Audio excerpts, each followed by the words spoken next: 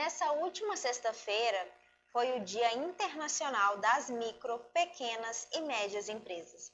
E deixa eu te contar uma coisa, o protagonismo feminino ocupa uma parcela grande nesses negócios.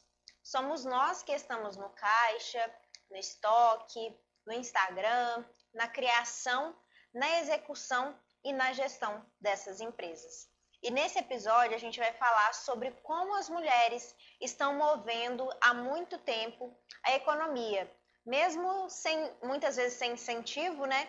Como enfrentando desafios estruturais e mesmo assim a gente segue crescendo. Bom, o que é essa data e qual a sua importância? Essa data, né, foi criada pela ONU em 2017. Ela reconhece o papel das micro, pequenas e médias empresas no crescimento econômico, na geração de empregos e na área de inovação. Segundo o Sebrae, mais de 10 milhões de mulheres empreendedoras existem no Brasil. 48% das MEIs no Brasil são comandadas por mulheres. A maior parte dessas empresas estão no setor de serviços. Então, a gente está na moda, na beleza, na alimentação e principalmente no artesanato. E 55% das mulheres, né, empreendem por necessidade, não por ter uma oportunidade ou incentivo. Principalmente as mães solo e as mulheres negras. Mulheres negras são as que mais empreendem, mas também são as que menos têm acesso ao crédito do banco e ao investimento de outras pessoas e empresas. O empreendedorismo feminino é resistência e é uma estratégia de sobrevivência em um sistema que não nos oferece espaço no topo das empresas, nem segurança no mercado de trabalho. E quais são os desafios para você que não sabe, né? Quais são os nossos desafios estruturais?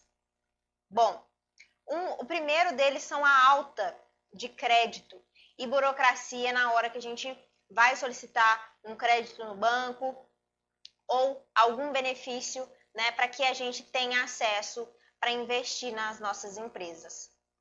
A segunda coisa, a dificuldade de separar as finanças pessoais e do negócio, porque para a gente, né, fazer isso, a gente tem que se ingressar em cursos, em faculdades, e para a gente é muito mais difícil, porque com o tempo chega, na maioria da vida das mulheres, chega os filhos, né, as dificuldades de locomoção, a receber menos, né, que os homens.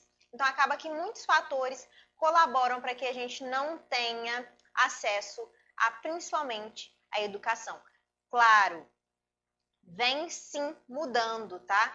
Vem mudando, a gente está ocupando espaços, a gente está ocupando universidades, a gente está ocupando cursos que na maioria das vezes não nos coloca, né, naquele espaço ali, por exemplo, no curso de mecânica, no curso de engenharia de computação, né? Então, a gente está cada vez mais persistindo, mas vocês percebem que as primeiras mulheres que estavam, né, que tiveram que ir para esses espaços, sofreram muito no mercado, sofreram muito nas salas de aulas, para que a gente tenha o acesso agora. Então é muito importante a gente lembrar que antes da gente veio outras mulheres para estar fazendo o seu próprio empreendimento, tá criando empresas, tá alavancando no mercado, tá consolidando no mercado para que a gente pudesse vir. Então a gente está citando isso, tá? Que a dificuldade existe sim. A gente está ingressando no mercado, a gente está tendo reconhecimento, a gente está colhendo frutos, mas é uma coisa que a gente tem que trabalhar e batalhar todos os dias para que a gente consiga isso. E outra coisa que acontece também é a jornada tripla, né? Que é a casa, os filhos, dar conta da empresa. Muitas mulheres não conseguem. Com o tempo, né? Elas vão dando cansaço mental, não vai conseguindo conciliar essas três coisas. E isso se resolve com apoio. A rede de apoio ajuda muito. E o que está mudando também, né? As mulheres estão impondo mais também. Tem uma jornada ali ativa dos homens também para colaborarem com essas mulheres. né? Muito bom que está evoluindo. Outra coisa que a gente tem que lidar é o julgamento constante. Então, quando a gente cresce demais, a gente é criticada. Então, tudo a gente é criticada. E o acesso é menor. E as oportunidades também. A próxima coisa, né? Invisibilidade nas políticas públicas e na mídia. Políticas públicas, gente, são editais, acesso a feiras, a todo tipo de coisa que envolva a parte social, né? Que seja premiação, viabilização de algum meio ali dessas coisas. Então, às vezes a gente sofre isso também. E na mídia também. Então, as pessoas dão mais visibilidade para empresas masculinas, né, que são, na maioria das vezes, os CEOs, né, estão à frente, são homens. Então, a gente sofre muito com isso ainda. E é importante a gente também lembrar, gente, que a gente não pode dividir as coisas. Eu, por exemplo, vivencio muito, igual no futebol, num treino, por exemplo, de academia, as pessoas nicham muito.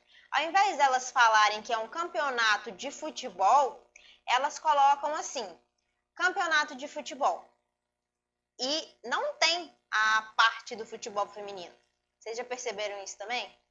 Significa o quê? Que eles nicharam isso também. Então, a partir do momento que a gente, por exemplo, nicha isso e fala tipo assim,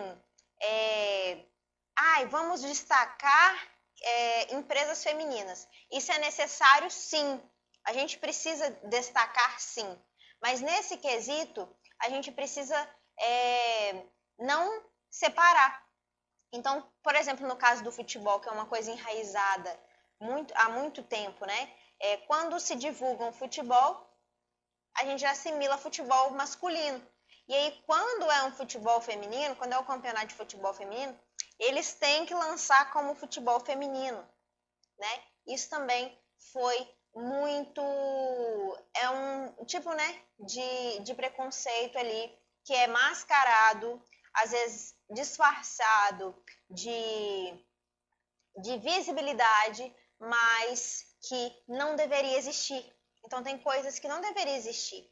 É que nem no caso de mulheres trans, por exemplo.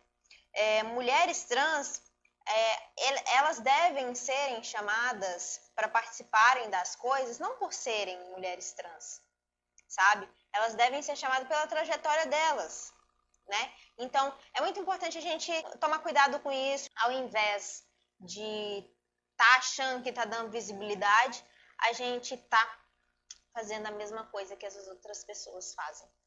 Então, se vai divulgar empresas, não precisa colocar, divulgando empresas femininas. Não, você cria um post ali e divulga empresas. Você coloca assim, ó, eu vou colocar 5 empresas femininas e 5 empresas masculinas. Você já vai estar moldando o mercado ali, entendeu? Então, para que naturalmente o sistema comece a fazer isso, né? E no mesmo caso de pessoas negras, pessoas LGBTQIAPN+, mulheres, homens. Então, a partir do momento que a gente não coloca rótulo, a gente está passando a incluir mais essas pessoas no nosso meio.